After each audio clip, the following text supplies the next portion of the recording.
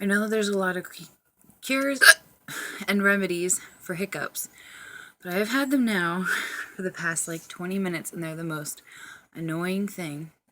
And every time I try to hold my breath,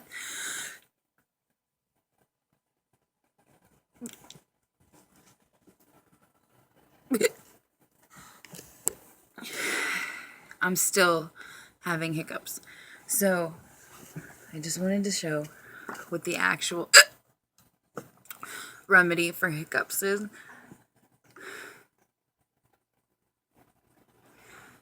So you put a straw in anything, mostly water, and then you have to put both fingers really, really tight in your ear, like really, really tight, and then just keep drinking.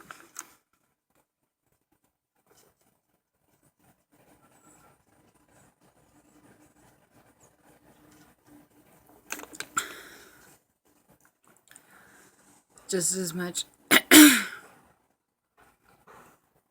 Enough so that you don't have hiccups anymore. If you're still hiccuping while doing it, then your fingers in your ears aren't tight enough. So